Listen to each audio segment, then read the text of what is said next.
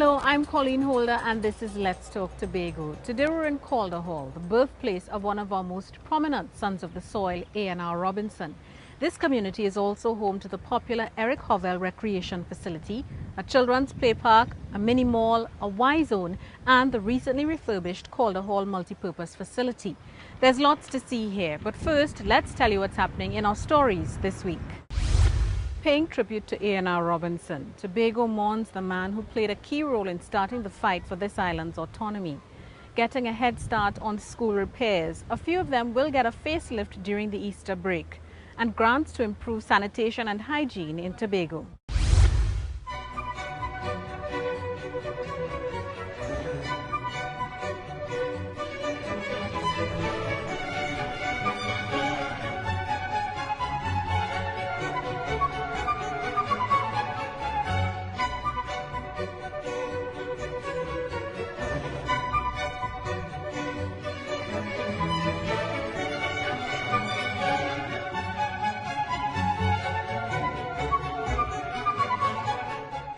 Welcome back. You're viewing Let's Talk Tobago and we're here in Calder Hall at one of this community's prized possessions, this multipurpose facility.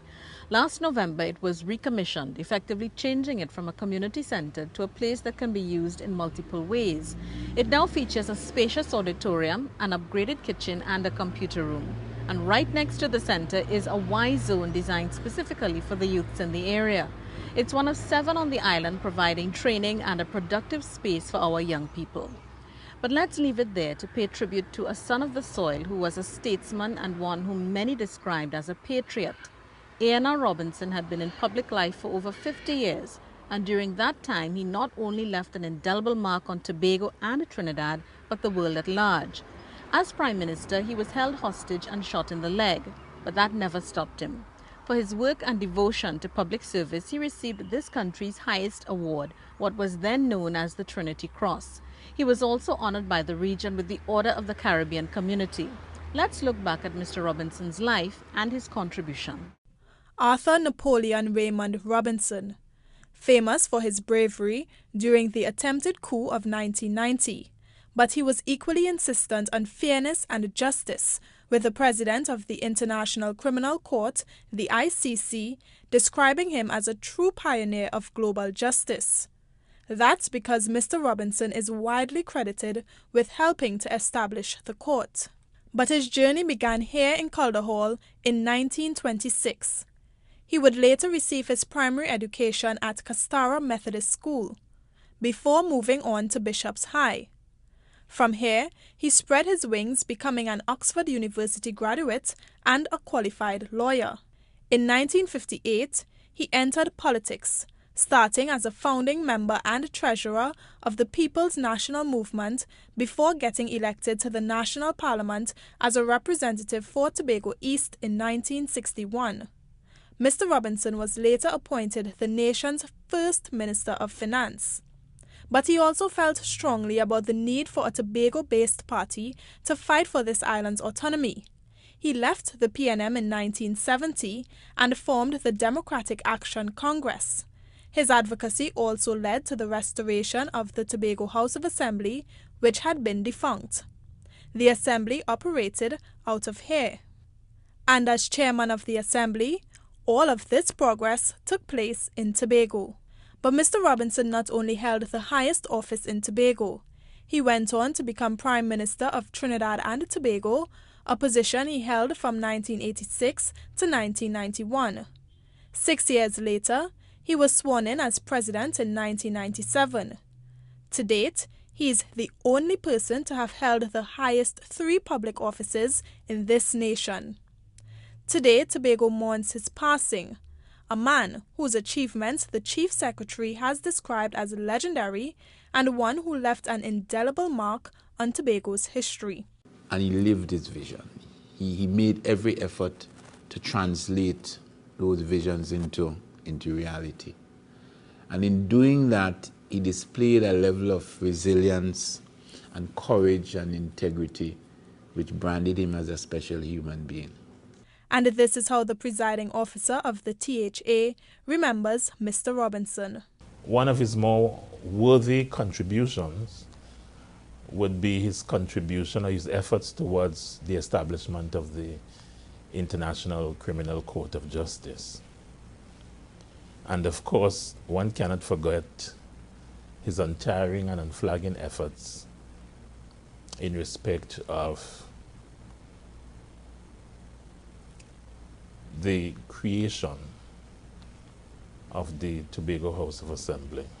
Mr. Charles says Mr. Robinson's life is a sufficient model for anyone. I'm Davia Chambers for Let's Talk Tobago. And later in our program, we'll have more on Mr. Robinson's life. Now, the Scarborough Methodist School is located in Calder Hall, and school is out for teachers and students. But while they're away enjoying the holidays, there's a plan to use these 2 weeks of downtime to repair their space of learning. They'll return to improved infrastructural conditions when the term starts, and it's all thanks to simple changes like repairs to roofs, electrical works, or a new driveway. Omar Mills tells us how this will foster a better learning environment. St. Andrew's Anglican, Mason Hall Government and Bonaccord Government are 3 of 9 primary schools which will undergo upgrades during the 2 weeks staff and students are out on vacation, with repairs ranging from the fixing of roofs to proper electrical works. One of those schools, Scarborough RC, will see changes to some of its plumbing and toilet facilities when the new school term begins. Improvements that the principal of the school, Philip Rochford, says will help with better delivery of lessons to students.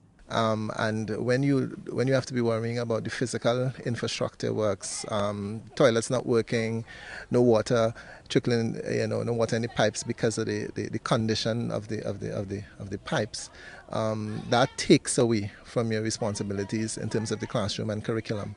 Another school which will undergo some repair works is the Happy Haven School, an academic institution which facilitates learning for those with special educational needs. The driveway have a lot of potholes and it is not a safety issue right now. So when parents have to drop their children in, it's a difficulty for them to manage coming in and coming out of the vehicles, and then we are about to go in the rainy season. So we can't allow the potholes to get much bigger. Mr. Rochford applauds the division's initiative of undergoing upgrades over an extended period rather than leaving all for the longer vacation. I think it's a good idea because it also would give them the opportunity to stretch the work out in such a way that it would be able to be completed, because somehow during the July-August vacation it always seems to be a rush coming to the end. The Goodwood Government High School is the only secondary school carded to undergo upgrades during this time. The total cost of the minor renovations to the island's schools is approximately $4 million. I'm Omar Mills for Let's Talk Tobago. It was perhaps one of the more horrendous roads to traverse. The ride was bumpy and many risked a head-on collision by driving in the oncoming lane. It's therefore no surprise that the Bacalat Connector Road is being upgraded and repaved. And even though it's causing some traffic problems, that's a small price to pay because there's a promise that when it's completed, motorists will be happy. We noticed when we did the exploration, we'd have noticed that there were several cracks in the asphalt, which have allowed water to get into the subbase. When water gets in the subbase, it weakens the subbase, destroys it, and causes the waves that were seen on top. That's the technical explanation for the discomfort drivers and passengers feel when entering Uptown from the Rockley Vale traffic light or exiting Scarborough from the same direction.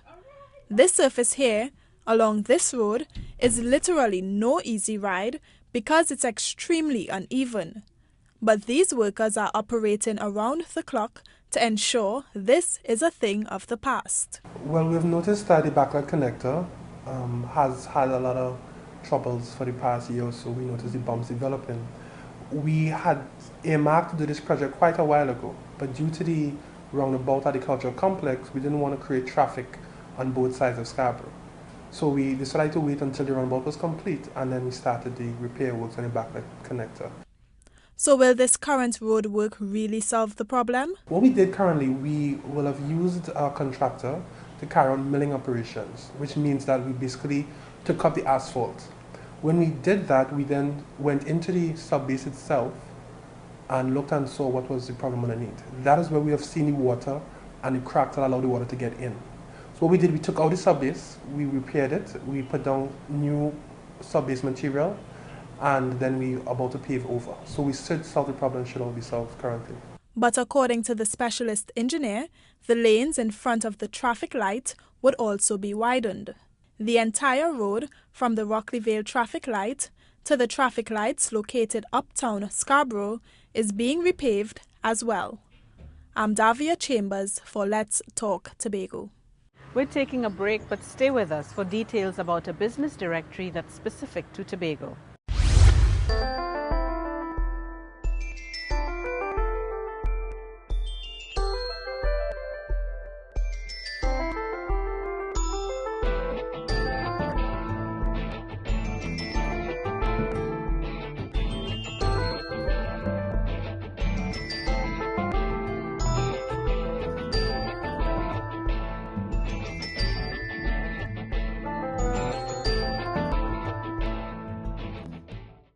Thanks for staying with us. You're viewing Let's Talk Tobago, and we're in the community of Calder Hall. Behind me is the Mini Mall, another initiative of the Tobago House of Assembly. This space was created as an avenue for the community's entrepreneurs with the idea of spurring economic activity in the area. And to ensure this happens, the rent is set at a mere $3 per square foot. It's a bit of a one-stop shop. Here you can get a haircut, visit the meat store, or even an accounting service provider. But what if we didn't share this information with you? And perhaps you're wondering where you can find, say, a florist? Okay, there are none here, but we know just the place where you might be able to source that information. Loosely, it's Tobago's Angie's List, minus the reviews. But it will essentially put an end to the constant calling around or hoping for a recommendation from a friend. The first one became available in 1998 under the then Policy and Research Development Institute. And since then it was updated in 2011. This year it will be updated once again, but with even more options. So you're searching for a business establishment which provides a particular service. You inquire, but you just can't get a favorable response. The ideal option would be to just search in a directory. Well, that option would soon be available right here in Tobago. It's the Tobago Business Registry, being produced by the Department of Planning and Development. We would be able to, just like in your telephone directory, where it is alphabetic, we can reformat it by services. So all the air conditioning units would be on, all the people in let's say real estate or distribution or hotels. So we would reformat it. It won't just be on alphabetic formatting. But before that's compiled, businesses will have to complete a survey, which is the first step in producing the registry. The benefit to your business would be simply free advertisement, but it also benefits the island. The business registry gives the planning officials information about whether or not the structure of the Tobago economy is changing, as well as the island's contribution to the gross domestic product of the country.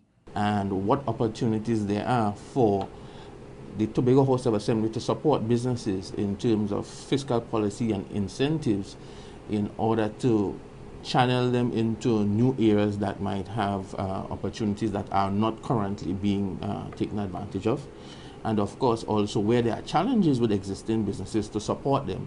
It will also assist in promoting alternate sources of employment on the island. The survey will begin by the end of April, and the Tobago Business Registry will be produced by September 2014. I'm Davia Chambers for Let's Talk Tobago. So fair warning, our next story is not a sexy issue. In fact, obfuscation is the usual route for this kind of discussion. It's why some call it the loo. Others prefer the polite term the lavatory, and there are those who use the vague reference washrooms. Said simply, these are terms used to describe our toilet facilities. Now these can range from the flush version to pit latrines or outhouses. Whatever suits you, what's not debatable is that it's vital to maintaining good hygiene. And as Tobago does its part to improve the state of sanitation and living conditions on this island, there's a move to do away with all pit latrines or outhouses. For those of you who may have never seen one before, this is what an outhouse or pit latrine looks like. And while there's no telling if this one is built according to internationally accepted standards, one thing is clear. The Department of Settlements and Labour wants to eliminate any situation that can lead to poor hygiene in Tobago. Their rationale is supported by statistics from the World Health Organization, which estimates that at any given moment, half of the developing world's people are sick from diseases associated with dirty water and bad sanitation. There are no known cases of Tobagonians dying as a direct result of not having access to sanitation. Nevertheless, the island is taking no chances. Your health in terms of, it goes back to the question of how sanitary these outhouses are. So we want to sort of eradicate that, ensure that, the proper effluent is discharged properly, the waste goes into your septic, that kind of thing. The Deputy Director says their initiative is also driven by a security concern. International research shows that when women have access to private toilet facilities, they are less vulnerable to assault. You're leaving this detached unit to go to an entire new detached unit to go and use a washroom, sometimes in the dark. So your security, your sense of security, if we have a toilet and bath inside, you just open a door. But the division understands this is easier said than done, that there's an economic cost involved in getting people to do away with what they already have. It's why they're providing an incentive. They're offering homeowners who have pit latrines or outhouses a home improvement grant of $15,000 or the home improvement subsidy of $20,000 to build an in-house toilet. It's not clear how many households in Tobago have pit latrines or outhouses, but the division has a plan that will get them those figures. It begins with a caravan that rolls into communities throughout Tobago in the last week of April, the beginning of an open and frank discussion on the importance of toilets and sanitation, a discussion the United Nations believes can lead to improved health and well-being of 1/3 of the human family. I'm Umar Mills for Let's Talk Tobago. And on a lighter note, let's tell you about some visitors from one of this island's newest tourist markets. Canada has a significant West Indian population, but it's also notorious for its extreme winters. It's therefore not surprising that sunny Tobago is attractive to our North American friends. And if everyone is as taken as the group you're about to meet, then this could significantly boost this island's numbers. Davia Chambers tells us more. They literally danced their way to our Isle of Paradise.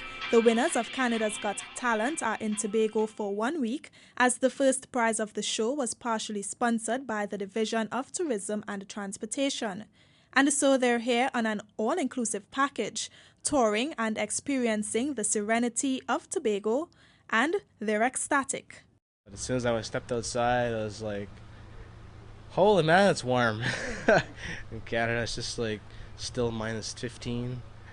And I was still wearing pants and sweater, so it was nice and warm, and the sun was just coming up, and we saw all the mountains, and it's beautiful.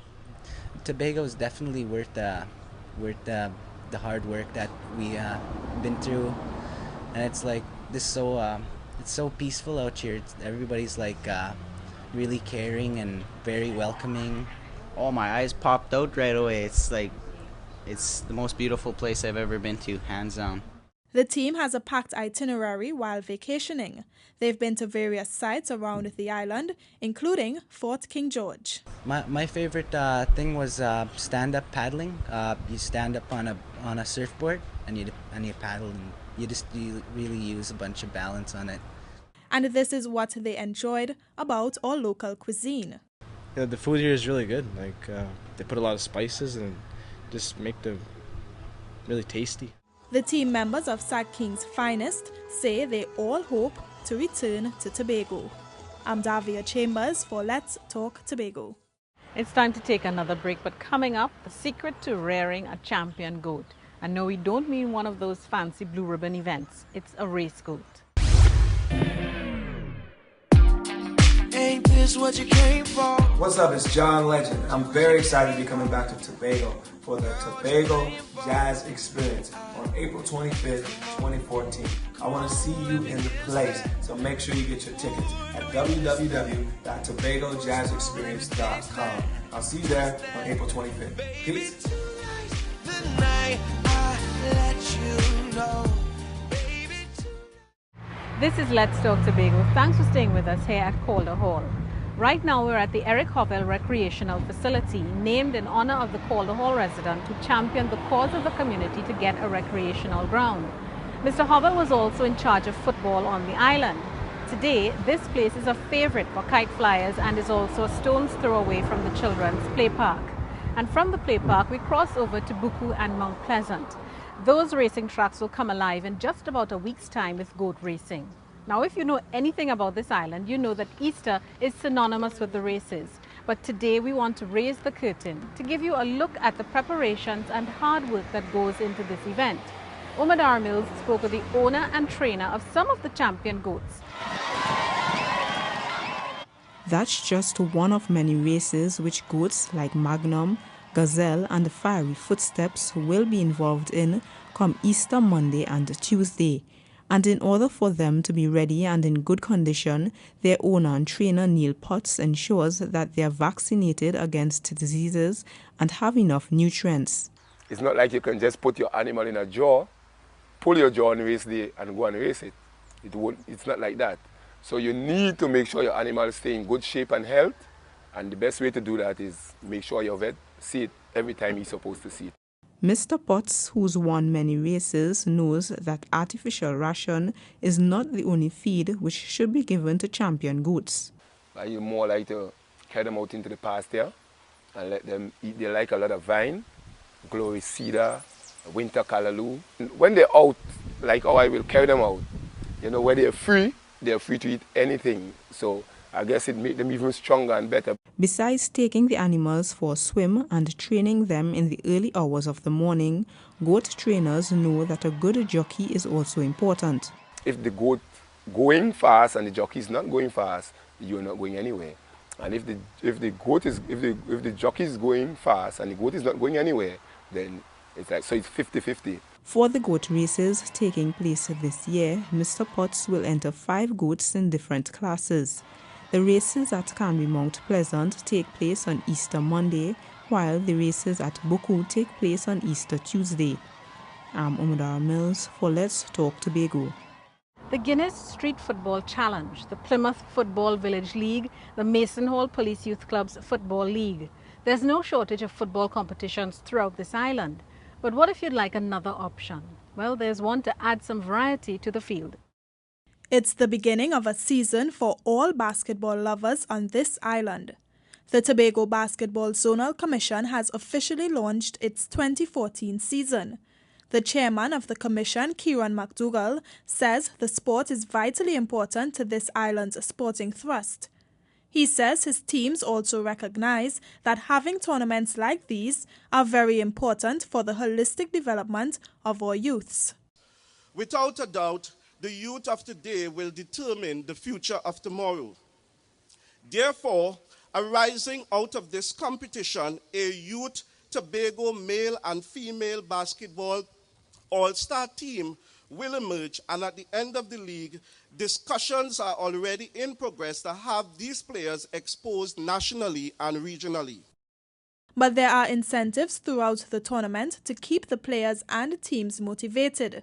They have the chance to lift the ultimate prize and then some more.